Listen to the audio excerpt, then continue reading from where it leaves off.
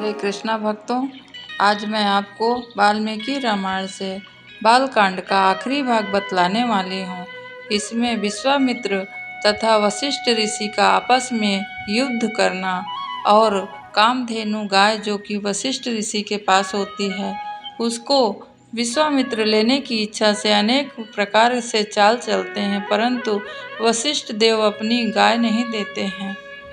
और त्रिशंकु जो कि एक राजा है, जो कि अयोध्या में शासन करता था, वह अपनी इच्छा पूर्ति के लिए वशिष्ठ से तथा उनके पुत्रों से यज्ञ कराना चाहता था कि जो कि बिना शरीर छोड़े ही स्वर्ग जाने का रास्ता उसको मिल जाए। इस प्रकार के यज्ञ को जब वशिष्ठ ऋषि मना कर दिए, तब इसके आगे की कथा मैं आपको बतलाने वाली हूँ। इसके बाद ही विश्वामित्र का रंभा तथा उसके बाद सीता स्वयंवर, राम जी का धनुष तोड़ना, यह सब आज आखिरी भाग है। आइए बड़े प्रेम से सुनते हैं। कथा को आगे बढ़ाते हुए मैं आपको बताती हूँ। इसके पहले मैंने 4 वीडियो डाल दिए हैं, जो कि 1 से 4 भाग तक आप जब सुनेंगे तो आपको सारी कथा इसकी पता चलेगी। बालकांड का किस प्रकार विधिवत सारा कुछ बताया गया है, आप सुनिए बहुत प्रेम से उसको। और ये 5वां भाग और आखिरी भाग है, तो बिना विलंब किए चलते हैं, त्रिशंकु की कथा सुनते हैं। जब त्रिशंकु को श्राप दे दिया तो वो चंडाल के जैसा दिखने लगा और उसका कांति युक्त चेहरा काला हो गया और आभूषण जो पहना था वो लोहे का परिवर्तित हो गया। जब त्रिशंकु के मंत्रियों ने यह परिवर्तन देखा तो उन्होंने उसे अछूत समझकर बाहर कर दिया। विश्वामित्र के पास वह गया, वशिष्ठ के पुत्रों द्वारा उसको श्राप दिए जाने के लिए। जब विश्वामित्र ने सुना तो कृपा सहित उसका स्वागत करके अपने पास उन्हें रखा सहायता के लिए। उनको सहायता देने के लिए बोल दिया, क्योंकि विश्वामित्र और वशिष्ठ गुरुदेव का आपस में ही वैर हो गया था। अब विश्वामित्र अपने पुत्र से पुरोहितों का सहायता के लिए बोला और पृथ्वी में उनके पुत्र अनेक प्रकार घूमे, लेकिन कोई सहायता नहीं दिया। कोई ब्राह्मण आश्रम में आने के लिए तैयार नहीं हुआ, क्योंकि उन्होंने चंडाल के जैसा उनका भेष और चेहरा हो गया था। इसलिए कोई जब ब्राह्मण नहीं आए तो विश्वामित्र स्वयं बहुत क्रोधित हो गए और कहने लगे। विश्वामित्र उन्हें श्राप दे दिया। वशिष्ठ के 100 पुत्र राख में परिवर्तित हो गए और यमराज के यहाँ निवास करने चले गए। उसके बाद 700 जन्म तक वो चंडाल का रूप धारण किए रहे और वहाँ जो उपस्थित ब्राह्मण थे उनसे विश्वामित्र ने कहा कि आप यज्ञ प्रारंभ कर दो। तब विश्वामित्र के कहने से देवताओं को यज्ञ में आने के लिए जो भेंट को स्वीकार किया था, वह भी किसी देवता ने नहीं लिया। विश्वामित्र अत्यंत क्रोधित होकर उन्होंने त्रिशंकु से कहा कि अपने पराक्रम के साथ हम स्वर्ग स्वयं जाएंगे। जैसे ही विश्वामित्र यह प्रतिज्ञा की, त्रिशंकु अपने उसी शरीर सहित स्वर्ग की ओर जाने लगा। तब राजा इंद्र ने देखा त्रिशंकु ने अपने गुरु वशिष्ठ की आज्ञा न लेकर भी वह अर्जित किए बिना ही स्वर्ग को जा रहा है। तब इंद्र ने त्रिशंकु को नीचे गिरा दिया। पृथ्वी पर गिरते हुए उसने कहा कि विश्वामित्र, आप मेरी रक्षा करें। इस प्रकार विश्वामित्र ने त्रिशंकु के लिए एक नकली देवताओं के सहित स्वर्ग अनुरूप एक पूर्ण वैसा ही निर्माण कर दिया। इस आश्चर्यजनक कृत्य को देखते ही सभी देवता दुखी होकर, रुष्ट होकर विश्वामित्र के पास जाकर कहा, त्रिशंकु की सहायता करने के अपने प्रयास त्याग दो विश्वामित्र। तब विश्वामित्र ने कहा कि अपना वचन पालन करने के लिए अटल रहें और कहा कि मैं बिना देह के बिना स्वर्ग भेजने को अपना इस वचन पर अटल हूँ। अतः आप मेरे द्वारा यह नवीन स्वर्ग को स्वीकृति देते हैं या नहीं। तब सभी ब्रह्मांड के अस्तित्व का यह देवता सहमत हो गए कि चलो ठीक है। त्रिशंकु अंतरिक्ष में अटका रह गया। विश्वामित्र की कृपा से वह तारों के मध्य में अभी भी स्वर्ग का आनंद लेता है। विश्वामित्र इसके बाद वशिष्ठ के भांति महर्षि बनने के लिए निर्णय लिया और तपस्या पर लौट गए। इसके बाद बहुत समय व्यतीत हो गया। जब देवताओं ने देखा कि यह नहीं मानेंगे, तब मेनका नामक एक सुंदर अप्सरा को वहां पर स्नान करने आई और जहां विश्वामित्र तपस्या कर रहे थे, विश्वामित्र का काम वशीभूत हो गए और उन्होंने भी प्रेम में उसके साथ कहने लगे कि मेरे साथ आश्रम में चलकर प्रसन्नता पूर्वक रहो। तब मेनका सहमत हो गई। इस प्रकार बहुत समय तक एक दूसरे के साथ आनंद के प्रभाव से बहुत समय व्यतीत होने के बाद विश्वामित्र को अपनी भूल समझ आई और उन्होंने अत्यंत अपने आप में घृणा किया और कहने लगे मन में कि इंद्रिय तृप्ति के कारण मैं इतना दिन बेकार व्यर्थ में अपना समय गंवा दिया और ये देवता द्वारा भेजी गई हुई मेरे लिए मेरा समस्त तपस्या नष्ट कर दिया। और विश्वामित्र भय आतुर होकर मेनका को वापस भेज दिया। तत्पश्चात पालन करने लगे, फिर वापस वैसा ही अपने तपस्या में लीन हो गए और बहुत समय के बाद वह विश्वामित्र को प्रार्थना करते हुए बहुत समय बीत गया। तब भगवान ब्रह्मा सहमत हो गए और विश्वामित्र के समक्ष उपस्थित हो गए। विश्वामित्र महर्षि के सिवाय कोई निम्न पद लेने से इनकार कर दिया। भगवान ब्रह्मा ने बताया, तुमने अभी तक अपनी इंद्रियों पर पूर्ण नियंत्रण नहीं प्राप्त किया है विश्वामित्र। तुम्हें अपने उद्देश्य की पूर्ति के लिए और अधिक अभ्यास करना होगा। भगवान ब्रह्मा के चले जाने के पश्चात विश्वामित्र ने अपनी बाहें उठाए खड़े होकर वायु पर जीवित रहकर 1000 वर्ष तक कठिन तपस्या किया। तब इंद्र और अन्य देवता भयभीत होने लगे। विश्वामित्र की तपस्या भंग करने के लिए दूसरी योजना बनाने लगे। इंद्र ने रंभा नामक एक सुंदर अप्सरा को फिर आग्रह किया और उनके पास भेजने के लिए तैयार किया। कांपती हुई रंभा ने इस बात को मना कर दिया कि विश्वामित्र के श्राप से मुझे बहुत भय लगता है। तब उन्होंने कहा इंद्र ने कि मैं तुम्हारे पीछे रहूंगा, कामदेव तुम्हारे साथ रहेगा, तुम किसी प्रकार की चिंता मत करो और फिर विश्वामित्र तुम्हारे हाथ के खिलौना बन जाएंगे। अतः रंभा सहमत हो गई। इस प्रकार रंभा विश्वामित्र के सामने प्रकट हो गई। एक क्षण के लिए तो विश्वामित्र पुनः रोमांच से भर गए। तत्क्षण उन्हें याद आया कि ये कोई देवताओं का चाल है, इसमें मैं अब फंसने वाला नहीं। अभी उन्होंने वापस अपने तपस्या में लीन होकर एक दिन विश्वामित्र विचार करके दुखी हो गए कि अपने अनियंत्रित क्रोध का शिकार हुए जा रहा हूँ। इस प्रकार उन्होंने तपोबल का संचय घट गया मेरा। विश्वामित्र यह सोचकर क्रोधित न होने का व्रत लिया और मैं ना तो श्वास लूंगा, ना एक शब्द उच्चारण करूंगा और ना एक भोजन का ग्रास करूंगा अथवा कुछ भी नहीं खाऊंगा पीऊंगा, महर्षि की स्थिति जब तक मैं प्राप्त न कर लूं। विश्वामित्र पुनः तपस्या करने लगे।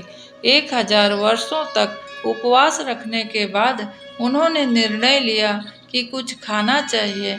जैसे ही ग्रास का प्रथम निवाला लिया उन्होंने, उसी समय इंद्र ने ब्राह्मण का भेष धारण करके उनके पास आके उसको भी मांग लिया। उन्होंने बिना क्रोध किए वह विनम्रता पूर्वक अपना सारा भोजन ब्राह्मण को दे दिया और अगले 1000 वर्षों तक पुनः तपस्या करने लगे।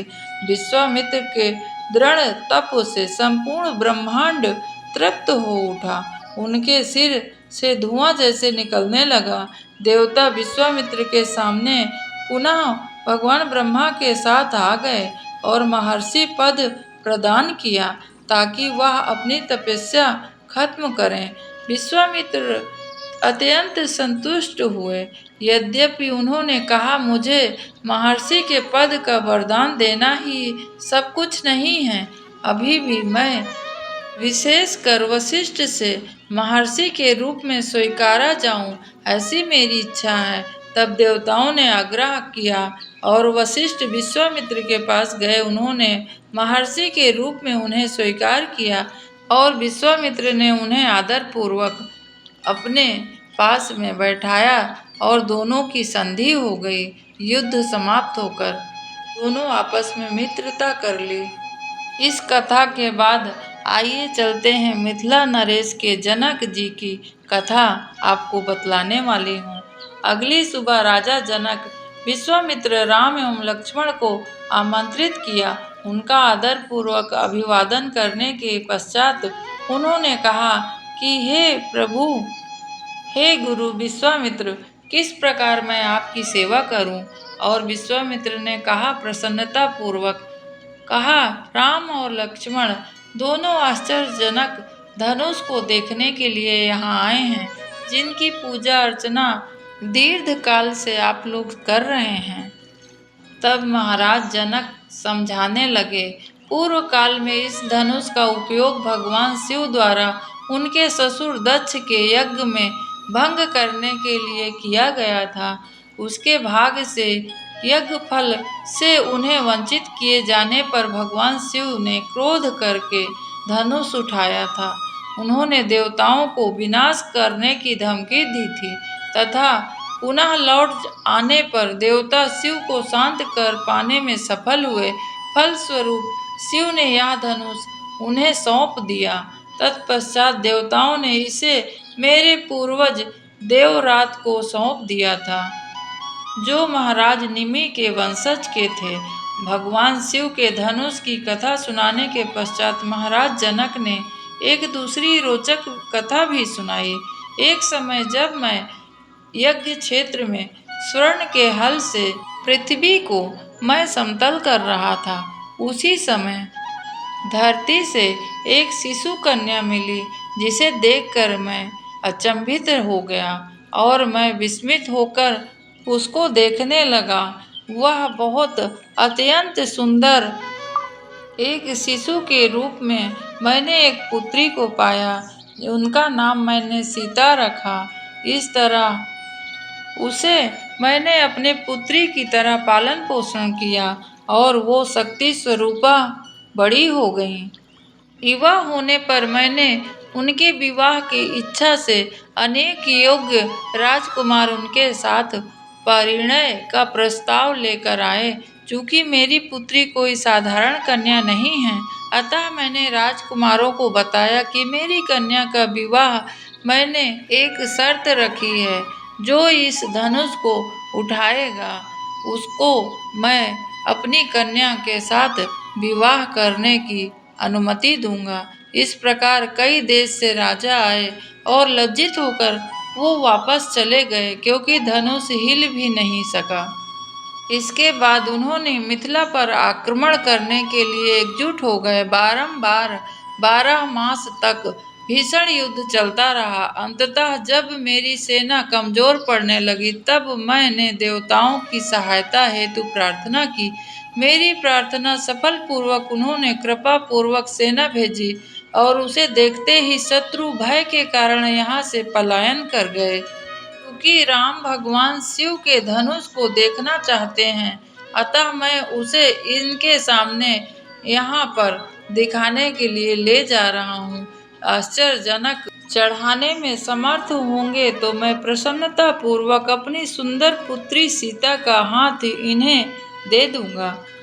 शीघ्र ही 400 शक्तिशाली पुरुषों ने उस विशाल धनुष को खींचकर एक द्वार खोला, जिससे भगवान श्री राम तथा जनक उधर देखने के लिए धनुष गए।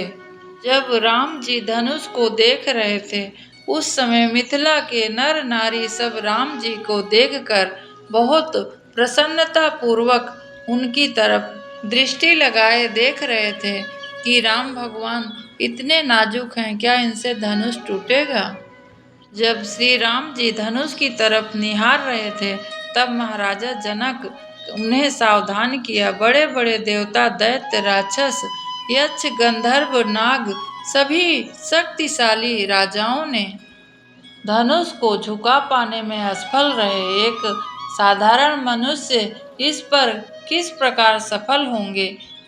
राम ने मुस्कुराते हुए बिना कोई उत्तर दिए सरलता से पहले अपने गुरुदेव को प्रणाम किया और उसके बाद बहुत सरलता से खेल खेल में ही धनुष को उन्होंने अपने हाथ में पकड़ा और खींचते हुए धनुष को ऊपर की ओर उठाया और उठते ही धनुष अपने क्षण भर में ही टूट गया।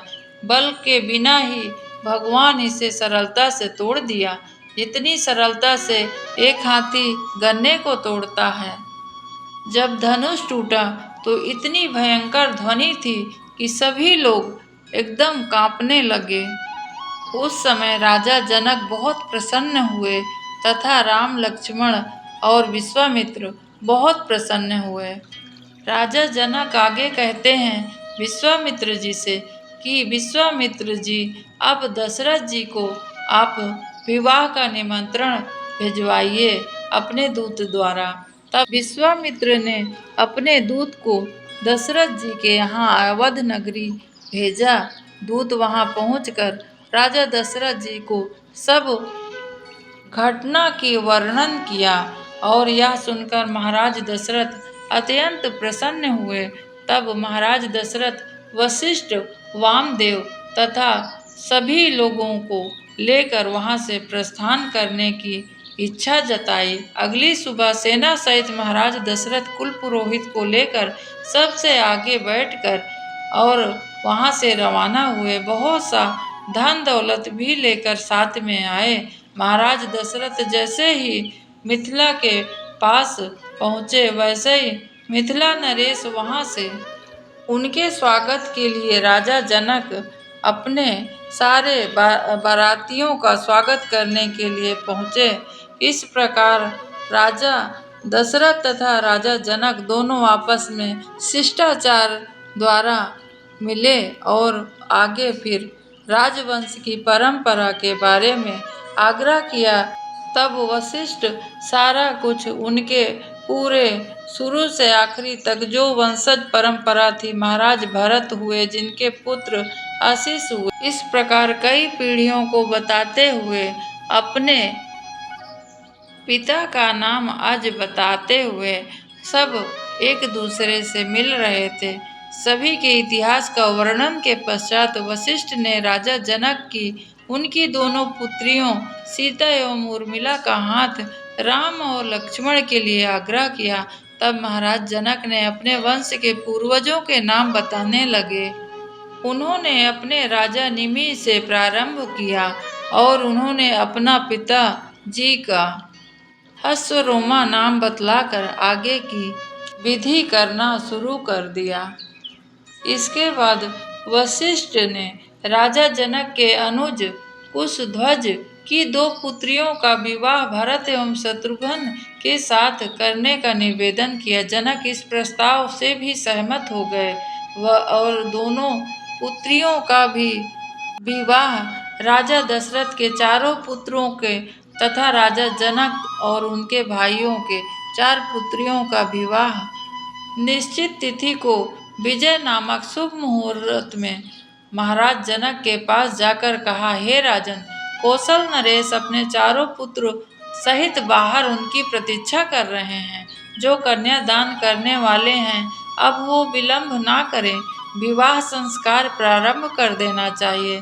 फिर महाराज दशरथ अपने 4 पुत्र सहित यज्ञ स्थल पर आए। इधर वशिष्ठ मुनि पुष्प चंदन लेप करके कुंड को सुगंधित किया और अन्न, धूप, हल्दी आदि शुभ वस्तुओं से वेदी सजाकर तैयार कर लिया। इसके पश्चात वशिष्ठ ऋषि अग्नि प्रज्वलित करके आहुति देने लगे। वहां उपस्थित ब्राह्मण वैदिक मंत्रों का उच्चारण करने लगे। सोचिए भक्तों, साधारण व्यक्ति के किसी के घर में विवाह होता है तो कितना हर्ष उल्लास होता है। यहाँ तो राजा रामचंद्र जी तथा उनके चारों भाई और उनकी पत्नियों का विवाह हो रहा है, जो कि शक्ति स्वरूपा माता लक्ष्मी के अवतार माता सीता हैं। उनका ब्याह हो रहा है, अपने आप में ही रोमांच कर देने वाला है। आइए जानते हैं आगे की कथा। सीता को मंडप पे लेकर राजा जनक आए और उन्हें राम के पास बैठा दिया और भावुक होकर कांपते हुए स्वर में राजा जनक ने कहा, हे कुलीन राजकुमार, यह मेरी पुत्री सीता है। कृपया आप इसका हाथ लेकर इसे अपने जीवन की संगनी के रूप में स्वीकार करें। सीता सभी पवित्र गुणों की खान है। यह जीवन भर आपके प्रति समर्पित रहेगी तथा आपकी छाया की भांति आपके साथ हमेशा बनकर रहेगी। इतना बोलते बोलते राजा जनक के आंखों में आंसू भर गए और सीता का हाथ भगवान श्री राम को दे दिया। तत्पश्चात राजा जनक ने लक्ष्मण को उर्मिला के और भरत को मांडवी और अंत में शत्रुघ्न को श्रुति कीर्ति के हाथ सौंपकर चारों भाइयों ने अपनी अपनी नवविवाहिता पत्नियों को हाथ लेकर 3 बार अग्नि की परिक्रमा की। फिर उन्होंने राजा जनक एवं ऋषियों को भी परिक्रमा की और प्रणाम किया। सीता को पाकर जो पूर्ण माधुर्य सदाचार की साक्षात मूर्ति रूपा थी, राम असीम संतोष एवं प्रसन्नता का अनुभव कर रहे थे। उसी प्रकार सीता अपने प्रियतम को पाकर आनंद का अनुभव प्राप्त कर लिया था, क्योंकि वो तो सदा ही उनके हृदय में थे। सीता एवं राम उसी प्रकार शोभायमान प्रतीत हो रही थी, जिस प्रकार भगवान विष्णु अपनी दिव्य संगनी लक्ष्मी के साथ होते हैं। मिथिला के अनेक स्त्री पुरुष सभी लोग इस विवाह का आनंद ले रहे थे। सभी प्रकार की रीति रिवाज संपन्न हुई और मिथिला के नरेश अपनी पुत्री का विवाह संपन्न करने के बाद कई प्रकार से भोजन बनवाए और हर प्रकार से उनकी स्वागत किया। जब राजा दशरथ अपने 4 पुत्रों के एवं उनकी पत्नियों सहित राजा जनक द्वारा प्रचुर मात्रा में दिए गए दहेज को लेकर वहां से चल दिए, तब लौटते हुए महाराज दशरथ ने सिर पर मंडराते अनेक भयभीत पक्षियों को देखने लगे। वहां पर उन्हें शंका हुई कि कोई अनिष्ट होने वाला है। तब वहां पर अचानक परशुराम प्रकट हो गए और बहुत क्रोध में भरे हुए राम के सामने आकर कहने लगे। परशुराम ने भगवान को संबोधित करते हुए कहा, भगवान शिव के धनुष को तोड़कर तुमने निश्चय ही वीरतापूर्वक कार्य किया है, किंतु मैं उससे भी विशाल धनुष लेकर आया हूँ, जो भगवान विष्णु का है। यदि तुम स्वयं को एक महान वीर समझते हो तो यह धनुष तोड़कर मुझे दिखाओ और इसकी पूरी लंबाई तक खींच पाओगे, तब मैं युद्ध करने के लिए योग्य तुमको अपने समझूंगा। परशुराम की चुनौती सुनकर राजा दशरथ शोकाकुल हो उठे, कहीं वे अपने पुत्र को खो न दें। कांपते हुए स्वर में राजा ने निवेदन किया, हे ऋषि में श्रेष्ठ परशुराम, कृपया आप अपने क्रोध को नियंत्रण करें और युद्ध न करने की प्रतिज्ञा आपने किया था, मेरे सामने आपको स्मरण करवाता हूँ। कश्यप को पृथ्वी सौंपकर आप महेंद्र पर्वत पर तपस्या करने चले गए थे, किंतु परशुराम ने दशरथ की ओर ध्यान न दिया और राम को संबोधित करने लगे। भगवान शिव एवं भगवान विष्णु दोनों ही धनुष विश्वकर्मा द्वारा बनाए गए हैं। इसमें से एक धनुष त्रिपुरासुर का वध करने के लिए भगवान शिव को दिया गया था। तब भगवान शिव ने उस दैत्य का वध करके सब देवताओं ने उत्सुक होकर भगवान ब्रह्मा के पास जाकर पूछा, भगवान विष्णु एवं भगवान शिव में अधिक शक्तिशाली कौन है?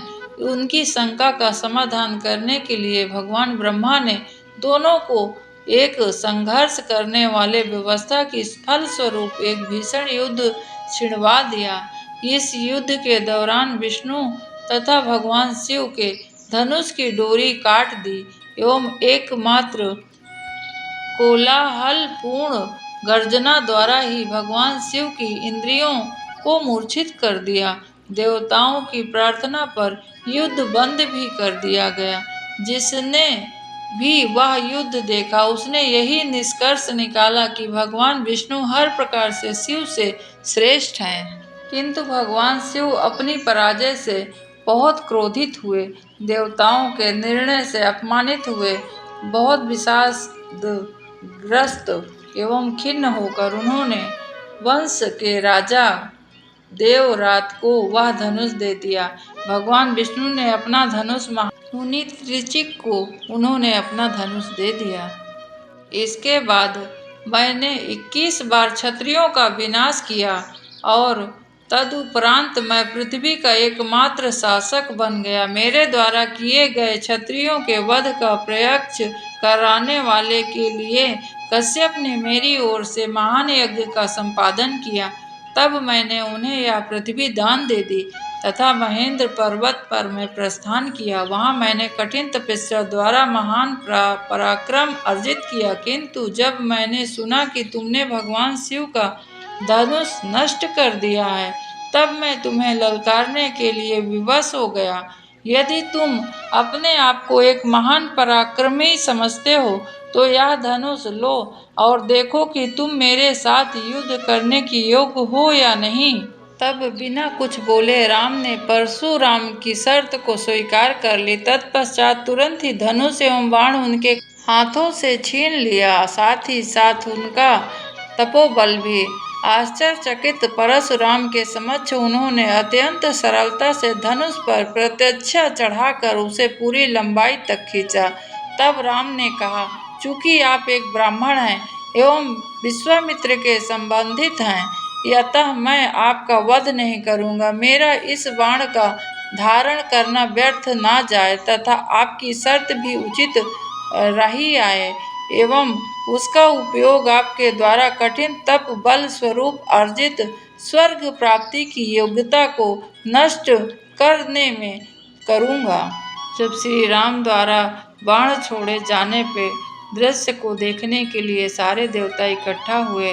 परशुराम पहले ही राम द्वारा निस्तेज किए जा चुके थे। भगवान के नेत्रों से देखने के सिवाय वे कुछ नहीं कर सकते थे।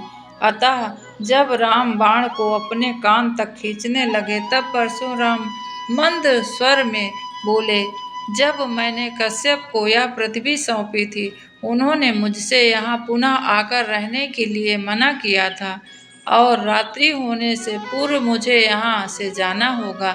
यद्यपि स्वर्ग तक जाने की योग्यता से मैं वंचित हूँ, किंतु कम से कम महेंद्र पर्वत तक वापस लौटने में अनुमति चाहता हूँ आपकी, ताकि मैं अपनी तपस्या जारी रख सकूँ।